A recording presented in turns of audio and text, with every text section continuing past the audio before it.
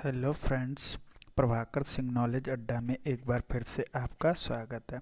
Friends, हम लोग पढ़ रहे हैं विज्ञान कक्षा 10 का। आज पढ़ेंगे चैप्टर 1। यहाँ पर हम लोग एमसीक्यू क्वेश्चन यानी बहुविकल्पीय प्रश्नों को पढ़ेंगे जो अभी तक परीक्षा में पूछे जा चुके हैं। ठीक है, क्या हुए? पूछे जा चुके हैं, और या फिर उनसे रिलेटेड जितने भी और इम्पोर्टेंट क्वेश्चन हैं उन सब को मिला के हम लोग पढ़ेंगे ऑब्जेक्टिव के फॉर्म में।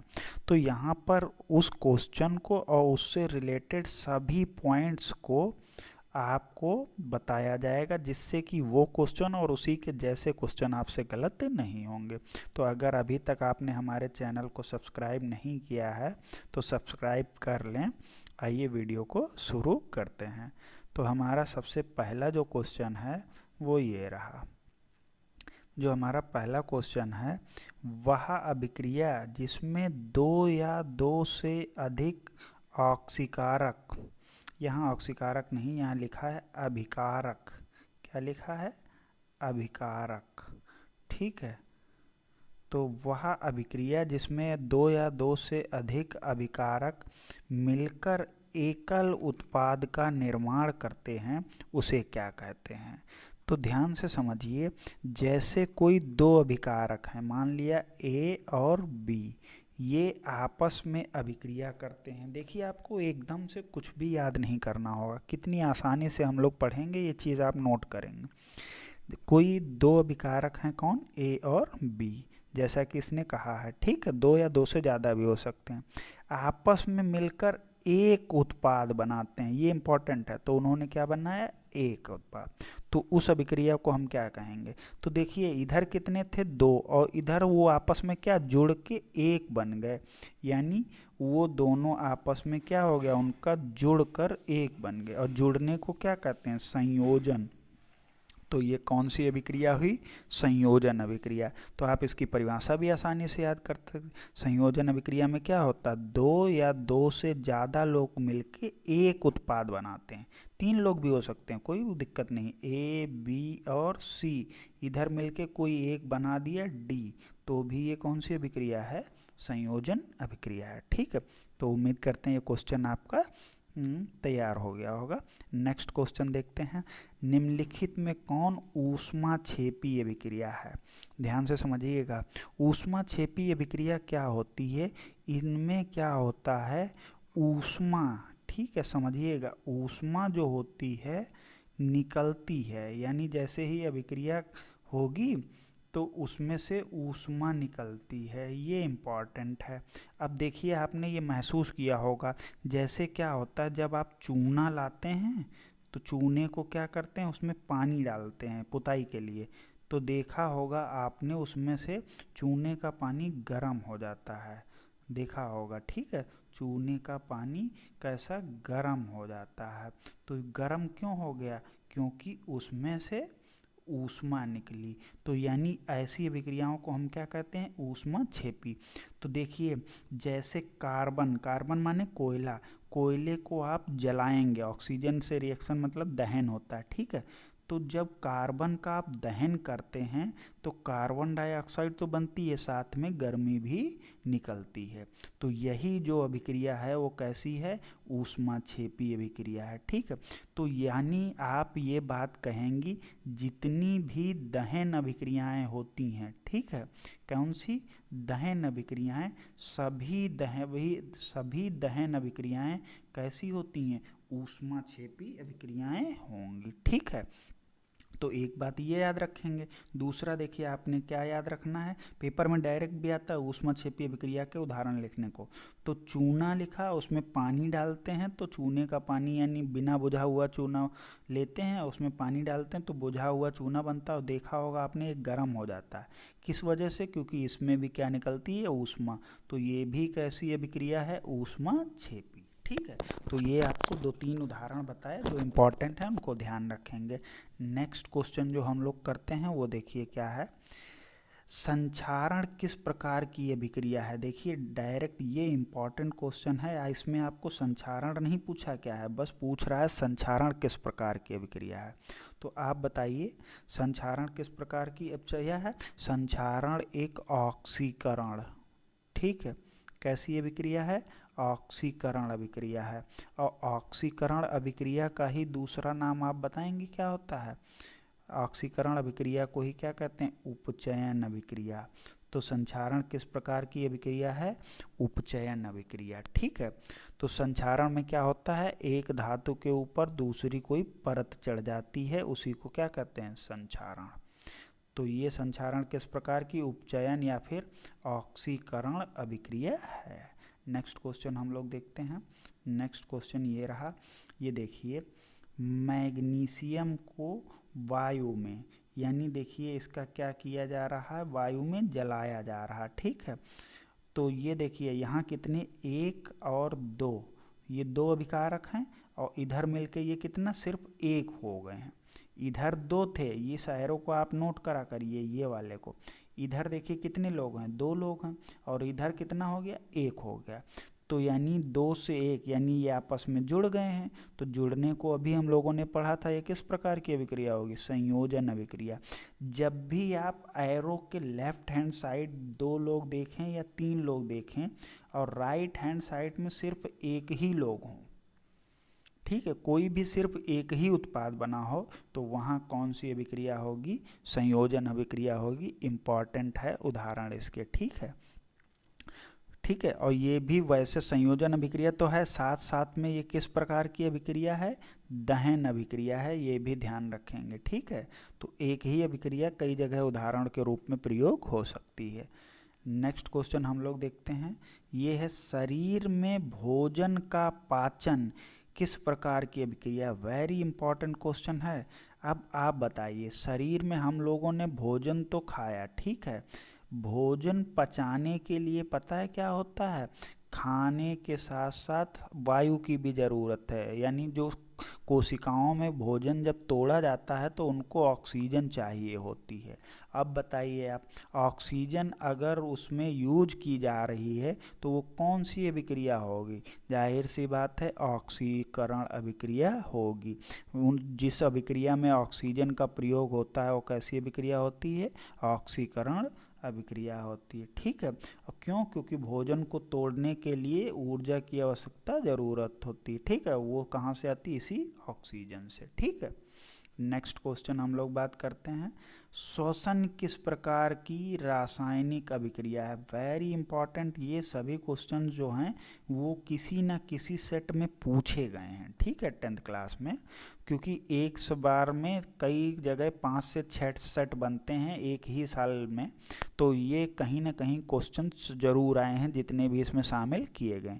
तो आप खुद महसूस करेंगे, जब आप सांस छोड़ते हैं तो वो हवा कैसी रहती? गर्म रहती, ठीक है, कैसी रहती है? गर्म रहती है। तो अब आप बताइए, गर्म रहती यानी उसमें क्या हुआ? ऊष्मा निकल रही है, ठीक है, क्या हुआ? ऊष्मा निकल रही है। तो अब जब ऊष्मा निकलती है तो उस अभिक्रिया को क्या कहते हैं? ऊष्मा क्षेपी अभिक्रिया। यानी श्वसन, सांस लेना और छोड़ना किस प्रकार की अभिक्रिया है? ऊष्मा क्षेपी अभिक्रिया, ठीक है। नेक्स्ट क्वेश्चन की बात करते हैं, ये देखिए, कैल्शियम कार्बोनेट, इसका सूत्र क्या है? कैल्शियम कार्बोनेट इधर आके कैल्शियम ऑक्साइड और कार्बन डाइऑक्साइड में बट गया, किस प्रकार की अभिक्रिया है? तो अभी तक हम लोगों ने पढ़ा था, अगर 2 लोग अभिक्रिया करके एक उत्पाद बना रहे हैं, ठीक है, तो ये कैसी अभिक्रिया होती थी? इसको कहते थे संयोजन अभिक्रिया। ध्यान से समझिएगा, ठीक है, ये कैसी अभिक्रिया होती थी? संयोजन वाली। अब क्या हो रहा है, एक आदमी है जो अभिक्रिया करने के बाद 2 टुकड़ों में टूट जा रहा है, यही तो है। एक अभिकारक इधर जाके कितने हो जा रहे हैं? 2 टुकड़ों में। तो यानी जाहिर सी बात है, कैसी एक लकड़ी को 20 से तोड़ देंगे तो उसके 2 भाग हो जाएंगे। तो ये देखिए, यानी ये क्या हो जा रहा है? टूट जा रहा है। और टूटने को क्या कहते हैं? अपघटन कहते हैं। क्या कहते हैं? अपघटन। तो ये अगर अपघटन ऑप्शन होगा तो अपघटन लगाएंगे, नहीं तो इसका एक नाम होता है क्या, वियोजन। ठीक है, दोनों याद रखेंगे, क्या होता है, वियोजन भी कहते हैं और अपघटन भी कहते हैं। तो ये कौन सी अभिक्रिया है, अपघटन अभिक्रिया। जब एक चीज दो या दो से ज़्यादा टुकड़ों में टूट जाती है तो उसको क्या कहते हैं, अपघटन।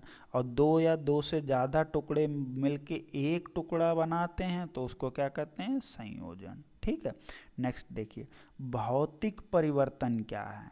देखिए भौतिक परिवर्तन क्या होते हैं, जैसे आपने मान लीजिए पानी लिया, ठीक, क्या लिया, पानी लिया, इसको आपने ठंडा किया और आपने इसको क्या बना दिया, बर्फ बना दिया। ठीक, अब बताइए, देखिए क्या हुआ यहाँ पर, पानी का सूत्र भी H2O था और यहाँ पर भी सूत्र क्या है, H2O ही रहा। ठीक है, तो क्या आपने देखा, सिर्फ उसकी अवस्था बदली है, पानी से बर्फ में केवल क्या बदली, अवस्था बदली, उसकी रासायनिक संरचना, केवल अवस्था परिवर्तन हुआ है, ध्यान रखिएगा। उसका ना तो उसकी रासायनिक संरचना बदली, रासायनिक सूत्र भी नहीं बदला, और ना ही उसके गुण बदले हैं। ठीक है, जो काम पानी करता था वो काम बर्फ भी कर सकती है। तो यानी उसके गुण भी नहीं बदले और ना ही उसका रासायनिक सूत्र बदला, केवल अवस्था बदला। हम चाहें तो इसको बर्फ से वापस पानी में बना सकते हैं। तो यानी ये कोई परमानेंट तो हुआ नहीं है, तो ये कैसा हुआ, अस्थाई हुआ। तो भौतिक परिवर्तन क्या होते हैं, अस्थायी परिवर्तन होते हैं। इनमें केवल अवस्था या रंग रूप में ही परिवर्तन होता है, इनके रासायनिक गुण या फिर इनके रासायनिक सूत्र में कोई परिवर्तन नहीं होता है। तो वैसे परिवर्तन को क्या कहते हैं, भौतिक परिवर्तन। याद रखिएगा, भौतिक परिवर्तन में रासायनिक सूत्र नहीं बदलता है, उसके गुण नहीं बदलते हैं। ठीक है, ये कैसा होता है, अस्थाई होता है। ठीक है, और कोई नया पदार्थ नहीं बनता है, ये याद रखिएगा, नया पदार्थ नहीं बनेगा, ये इम्पॉर्टेंट है, कोई नया पदार्थ नहीं बनता। ये कहानी है भौतिक परिवर्तन की। कुछ इम्पॉर्टेंट पॉइंट आपको बताए, एक कि ये रासायनिक गुण नहीं बदलते हैं, दूसरा रासायनिक सूत्र भी नहीं बदलते हैं, तीसरा कोई नया पदार्थ नहीं बनता है, चौथा ये क्या होते हैं, केवल अस्थायी होते हैं। इनको आप चाहें तो वापस से मूल पदार्थ को प्राप्त कर सकते हैं। ठीक है, वापस शुरुआत में लौट के जो आपका था, देखिए बर्फ से पानी को फिर से प्राप्त किया जा सकता है। ठीक, नेक्स्ट बात करते हैं, कौन ऑक्सीकरण क्रिया नहीं है। देखिए ऑक्सीकरण माने होता है ऑक्सीजन का जुड़ना, यानी जिसमें ऑक्सीजन का प्रयोग किया जा रहा होगा वो कैसी होगी, ऑक्सीकरण। तो दहन में देखिए ऑक्सीजन से रिएक्शन होती है, अभी पढ़ा था श्वसन में भी हम लोग ऑक्सीजन का प्रयोग करते हैं, और भोजन के पाचन में भी ऑक्सीजन का रोल होता है। तो इन तीनों में तो ऑक्सीजन प्रयोग हो रही, यानी ये तो ऑक्सीकरण होंगी। ठीक, लेकिन अवक्षेपण एक अलग प्रकार की अभिक्रिया होती है जो कि ऑक्सीकरण अभिक्रिया नहीं होती। तो हमारा सही जवाब क्या होगा, अवक्षेपण ऑक्सीकरण अभिक्रिया नहीं है। देखिए मैग्नीशियम के रिबन को रेगमाल से रगड़ कर दहन प्रक्रिया की जाती है। आपने देखा होगा मैग्नीशियम लेते हैं, उसको रगड़ने के बाद वायु की उपस्थिति में जलाते हैं, तो जलाने पर वो मैग्नीशियम ऑक्साइड, ठीक है। तो अब क्या होता है, जैसे मैग्नीशियम जो होता है वो सक्रिय धातु है, वो क्या करती है कि ऑक्सीजन से क्रिया करके मैग्नीशियम ऑक्साइड बना लेता है। और जैसे ये मैग्नीशियम का टुकड़ा है तो इसके ऊपर क्या होता है, मैग्नीशियम ऑक्साइड की एक पतली परत जम जाती है जो इसको अच्छे से जलने नहीं देती। तो अब क्या होता है, जब आप इसको रेगमाल से रगड़ते हैं तो ये जो परत होती है ये हट जाती है। अब क्या होता है, शुद्ध मैग्नीशियम बचता है। तो शुद्ध मैग्नीशियम का फिर जब जलाते हैं तो वो आसानी से दहन प्रक्रिया उसकी संपन्न हो जाती है। तो किस लिए करते हैं? रुखड़ी नहीं, मैग्नीशियम रिबन की सतह से मैग्नीशियम ऑक्साइड की पतली परत को हटाने के लिए उसमें रेगमाल से रगड़ा जाता है। ठीक है, ये कारण ध्यान रखेंगे।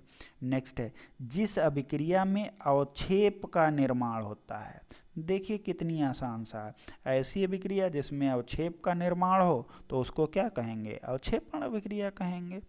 अवक्षेप का निर्माण हो उसको क्या कहते हैं? अवक्षेपण अभिक्रिया।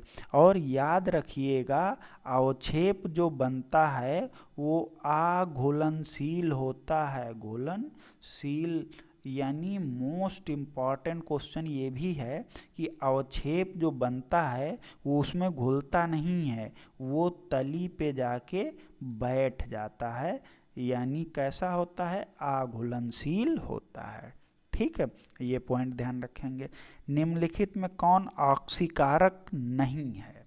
तो ऑक्सीकारक देखिए ध्यान से, जिसमें ऑक्सीजन का प्रयोग नहीं हो रहा हो, तो वही अवक्षेपण जो अभिक्रिया है वो ऑक्सीकारक नहीं है। नेक्स्ट क्वेश्चन पे बात करते हैं। अगर किसी रासायनिक अभिक्रिया में हाइड्रोजन का अनुपात बढ़ जाए, यानी क्या हो रहा है? हाइड्रोजन का अनुपात बढ़ने का मतलब हाइड्रोजन क्या हो रही है? जुड़ रही है। ठीक है, यही तो हुआ कि भैया हाइड्रोजन का अनुपात बढ़ रहा है, यानी हाइड्रोजन जुड़ रही है। और ऑक्सीजन का अनुपात घट जाए तो यानी क्या हुआ? जो ऑक्सीजन है वो निकल रही है। ठीक है, अब दो चीज़ें हो रही एक ही रिएक्शन में। अब आप बताइए, अगर हाइड्रोजन जुड़ती है और ऑक्सीजन निकलती है तो ऐसी अभिक्रिया को क्या कहते हैं? आप बताइए। हाइड्रोजन का जुड़ना और ऑक्सीजन का निकलना, ये किस अभिक्रिया की बात कर रहे हैं? अपचयन अभिक्रिया की। किस अभिक्रिया की बात कर रहे हैं? अपचयन अभिक्रिया की। अपचयन अभिक्रिया की परिभाषा क्या है? वह अभिक्रिया जिसमें या तो हाइड्रोजन जुड़े या फिर ऑक्सीजन निकले, तो उस अभिक्रिया को क्या कहते हैं? अपचयन अभिक्रिया कहते हैं। ठीक है, नेक्स्ट क्वेश्चन की बात करें। नमक के घोल में सिल्वर नाइट्रेट का घोल डालने पर दही जैसा अवक्षेप बनता है। ध्यान से देखिए, क्वेश्चन ही आंसर बता रहा है। क्या बन रहा है? अवक्षेप बन रहा है। तो ये कौन सी अभिक्रिया होगी? अवक्षेपण अभिक्रिया होगी। ठीक है, नेक्स्ट क्वेश्चन। सूर्य के प्रकाश की उपस्थिति में, सही है, पौधे कार्बन डाई और जल से अपना भोजन क्या बनाते हैं? ग्लूकोज बनाते हैं। यह कौन सी अभिक्रिया है? अगर प्रकाश संश्लेषण लिखा होता तो हम लोग उस पर टिक लगा देते। क्या कर देते? प्रकाश संश्लेषण पे। लेकिन यहाँ पर वो तो नहीं लिखा है, तो हम लोग किस पे लगा देंगे? प्रकाश रासायनिक अभिक्रिया है। क्यों? क्योंकि यहाँ पर जो प्रकाश ऊर्जा है वो क्या होता है? किस में बदलती है? प्रकाश ऊर्जा का रासायनिक ऊर्जा में परिवर्तन हो जाता है। ठीक है, रासायनिक ऊर्जा में बदल जाती है। तो ये कौन सी अभिक्रिया है? प्रकाश रासायनिक अभिक्रिया। देखिए, चूना पत्थर, आपको हमारी अगर पुरानी वीडियो आपने देखी हो तो चूना पत्थर का आपको सूत्र बताया है। कैल्शियम कार्बोनेट को क्या कहते हैं? चूना पत्थर। वो कह रहा है इसको ऊष्मा दे रहे हैं, भैया दे दी ऊष्मा। उसके बाद किसमें? कैल्शियम ऑक्साइड और CO2 प्राप्त हो रहा है। तो कैसी अभिक्रिया है? तो देखो, आपने एक पदार्थ लिया और इधर आपके कितने? दो मिल रहे, यानी ये टूट के यही तो बनाया होगा। अब टूट गया तो टूट जाने को क्या कहते हैं? वियोजन अभिक्रिया। ये किसका उदाहरण है? वियोजन अभिक्रिया। ठीक है, तो याद रखेंगे ये वियोजित हो गया, किसका उदाहरण है? वियोजन अभिक्रिया का। मैग्नीशियम रिबन का वायु में दहन। अब बताइए जल्दी से, आपने मैग्नीशियम लिया और उसको जला दिया, अब तो इधर आके नया पदार्थ बन गया मैग्नीशियम ऑक्साइड। देखिए इसका सूत्र अलग है और इसका सूत्र अलग है। जब रासायनिक सूत्र बदल जाए तो समझ जाना ये कैसा परिवर्तन है, रासायनिक परिवर्तन है।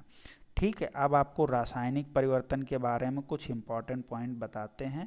ये कैसा परिवर्तन है, रासायनिक परिवर्तन है। तो देखिए रासायनिक परिवर्तन में पहली बात तो आप क्या याद रखेंगे कि इसका सूत्र बदल जाता है।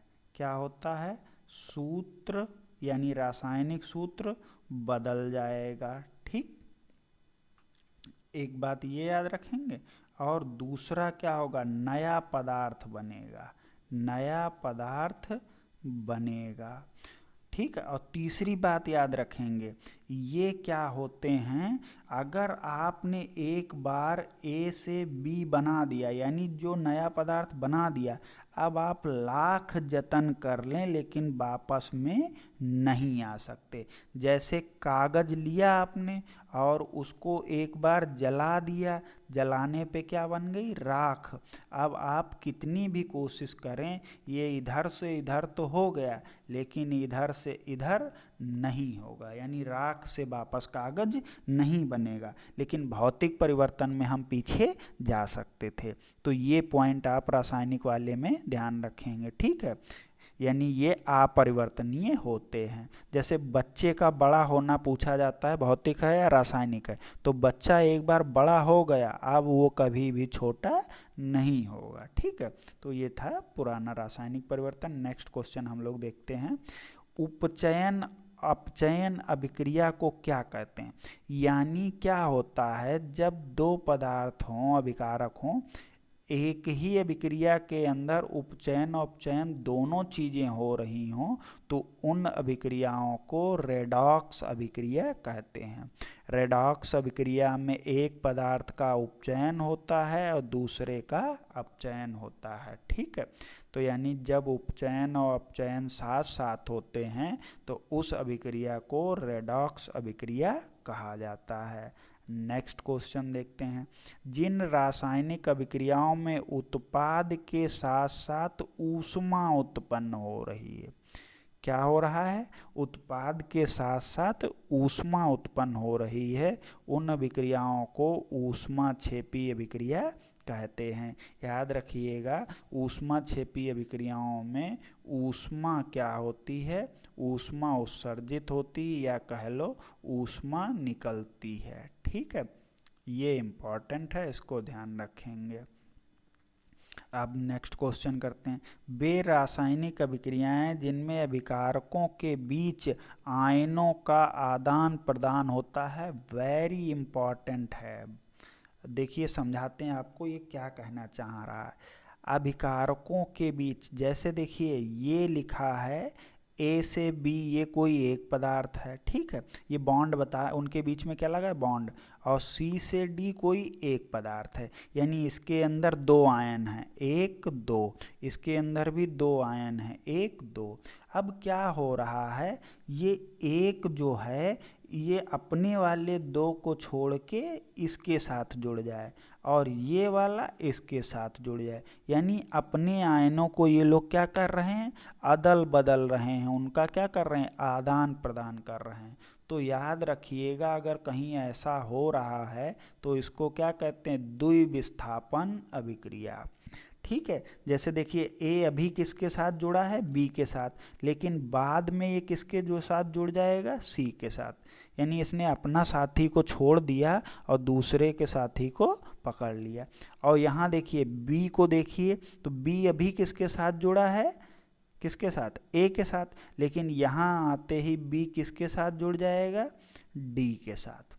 तो अब देखिए ए बी यहाँ थे, इधर क्या हो गए, ए सी, और ए बी यहाँ थे, बी अब किसके साथ जुड़ गया, डी के साथ, यानी इन्होंने अपने पड़ोसियों को बदल लिया है। तो इस अभिक्रिया को क्या कहते हैं, द्विविस्थापन अभिक्रिया। ये चीज़ ध्यान दीजिएगा, क्या कहते हैं, द्विविस्थापन अभिक्रिया। ठीक है, नेक्स्ट क्वेश्चन करते हैं, फ्रेंड्स, अगर आपको क्वेश्चंस पसंद आ रहे हों तो प्लीज़ वीडियो को लाइक कर दीजिए और चैनल को सब्सक्राइब ज़रूर कर दें, जिससे आपको विज्ञान की तैयारी करने में अच्छा आपका सहयोग मिल सके। ठीक है, निम्नलिखित में कौन सही नहीं है?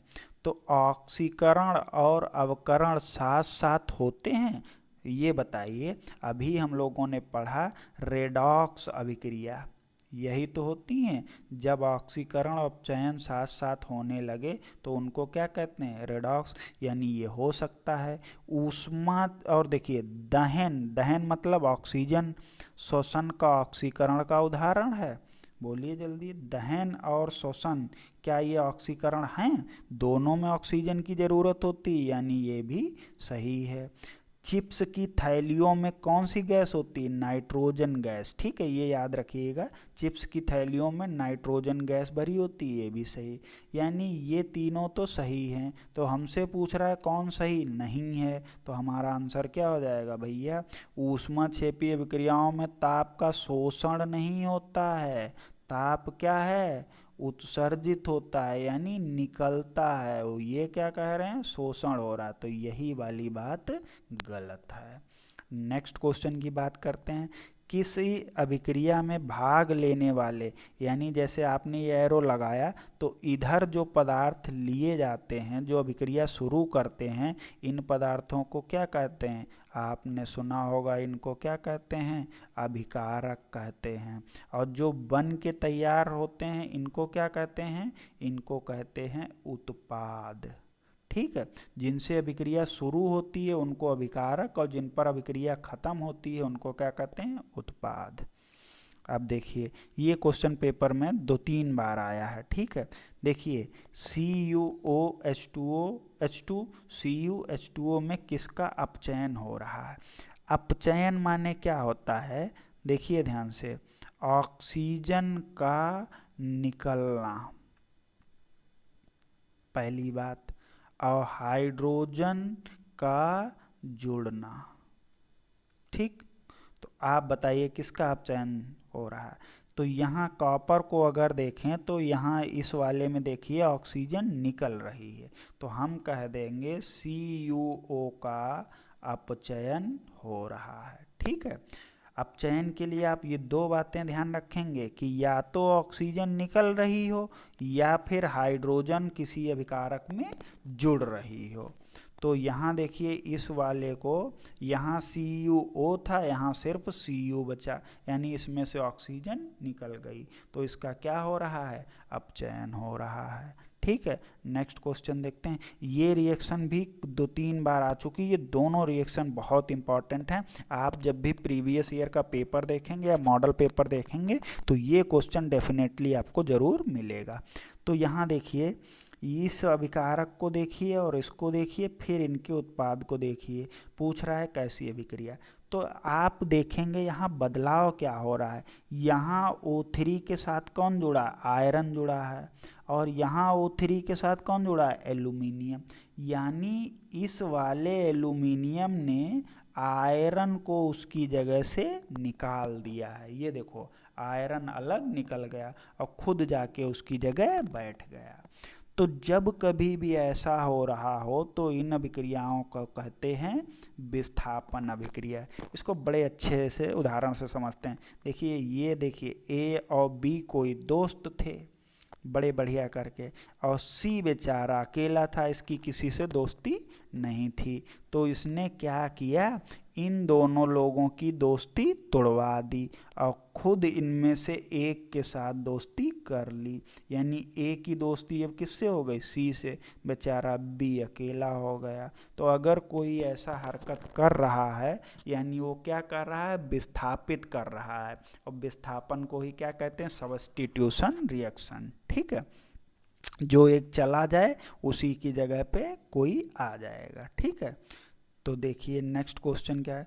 जब अभिकर्मक टूटने की बात हो रही, छोटे छोटे उत्पादों में, अभी हमने पढ़ा था, टूटने वाले को क्या कहते हैं? वियोजन या फिर अपघटन। वियोजन भी हो सकता है, अपघटन भी हो सकता है, जो नाम आपको मिले ऑप्शन में। जब कोई चीज़ जैसे ए था, ये इधर आके टूट गया किसमें, दो लोगों में, तो ये किसमें, दो या तीन जितने में भी टूट जाए तो ये कौन सी अभिक्रिया है, अपघटन अभिक्रिया है। ठीक है, नेक्स्ट क्वेश्चन देखते हैं। दानेदार जस्ता, याद रखिए जस्ते का सिंबल होता है Zn, किस पे अभिक्रिया करता है, तनु H2SO4 पे, तो हमने लिख दिया H2SO4।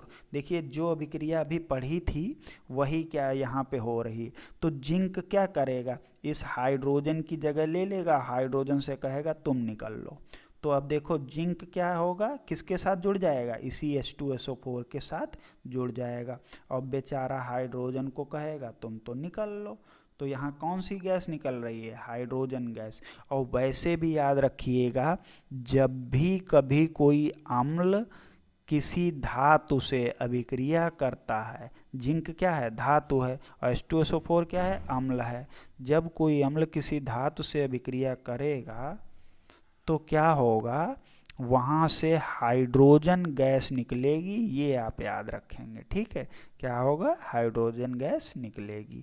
नेक्स्ट क्वेश्चन, संक्षारण का उदाहरण है, तो चाहे जंग लगे, चांदी की वस्तुओं के ऊपर काली परत चढ़े या तांबे के ऊपर हरे रंग की परत चढ़े, ये सभी क्या हैं, संक्षारण के उदाहरण हैं। ठीक है, ये आप तीनों याद कर लेंगे। संक्षारण का उदाहरण क्या है, लोहे में जंग लगना, चांदी, ये भी ध्यान रखिएगा, चांदी के ऊपर कैसी परत चढ़ती, काली, और तांबे के ऊपर कैसी चढ़ती, हरे रंग की। ठीक है, नेक्स्ट क्वेश्चन की बात करें, कॉपर सल्फेट के घोल में लोहे का चूर्ण, ध्यान से दीजिए, ये रहा कॉपर सल्फेट, ठीक, और कौन डाला जा रहा है, लोहा। अब फिर से वही बात है, ये दोनों दोस्त हैं, ये बेचारा अकेला है, ये क्या करेगा, इनकी दोस्ती तोड़वा देगा, तो देखो उसकी जगह Cu की जगह खुद आके बैठ जाएगा और सल्फेट वाले से दोस्ती कर लेगा, और क्या करेगा, कॉपर को अलग निकाल देगा। सही, देखिए कॉपर सल्फेट का हमने ये सूत्र लिखा, और काहे का, लोहे का, लोहे चूर्ण यानी Fe से डाला, तो Fe क्या करेगा, कॉपर को उससे निकाल देगा और खुद उसकी जगह आके बैठ जाएगा। तो यानी क्या अलग हो रहा है, आप बताइए क्या अलग हो रहा है, तो यहाँ से हम देख रहे हैं लोहा तो आके जुड़ रहा है, और अलग कौन हो रहा है, कॉपर अलग हो रहा है, तो कॉपर यहाँ क्या हो जाएगा, हमारा सही आंसर हो जाएगा। ठीक है, नेक्स्ट क्वेश्चन की बात करें, वैसी रासायनिक अभिक्रिया जो प्रकाश के अवशोषण द्वारा घटित होती हैं, यानी प्रकाश की उपस्थिति में ही होंगी, उन अभिक्रियाओं को क्या कहेंगे, प्रकाश रासायनिक अभिक्रिया कहेंगे। जिसका एक अच्छा उदाहरण बताया था, प्रकाश संश्लेषण जो होता है वो कैसी अभिक्रिया है, प्रकाश रासायनिक अभिक्रिया है। ठीक है, नेक्स्ट क्वेश्चन देखते हैं। ये देखिए चिप्स के पैकेट में, अभी हम लोगों ने पढ़ा था चिप्स के पैकेट में कौन सी गैस डाली जाती है, तो very very important, nitrogen gas. इससे क्या होता है कि उनका ऑक्सीकरण रुक जाता है, क्या रुक जाता है, ऑक्सीकरण रुक जाता है। ठीक है, ये इंपॉर्टेंट है, ऑक्सीकरण रोकने के लिए ही कौन सी गैस डाली जाती है, नाइट्रोजन गैस डाली जाती है। नेक्स्ट क्वेश्चन की बात करते हैं, विकृत गंधिता के लिए उत्तरदायी अभिक्रिया कौन सी है। अभी हमने बताया आपको कि नाइट्रोजन गैस डालते हैं, क्यों, क्योंकि उसका क्या हो, ऑक्सीकरण ना हो, और ऑक्सीकरण के लिए क्या होता है, तेल और वसा का जब ऑक्सीकरण हो जाता है, इसी उसकी गंध जो होती है वो बदल जाती, खराब हो जाती, इसी प्रक्रिया को क्या कहते हैं, विकृत गंधिता। तो कोई पूछे विकृत गंधिता किस प्रकार की अभिक्रिया है, तो कहना एक ऑक्सीकरण अभिक्रिया है, और इसको रोकने के लिए नाइट्रोजन गैस भरी जाती है। ठीक है, तो फ्रेंड्स ये जो क्वेश्चन थे वो थे जो पूछे गए प्रश्न थे। अगर आपको हमारा कंटेंट और क्वेश्चंस पसंद आए हैं तो प्लीज़ हमारे चैनल को सब्सक्राइब करें, और जिससे आपको नए वीडियोस का नोटिफिकेशन मिल सके। धन्यवाद।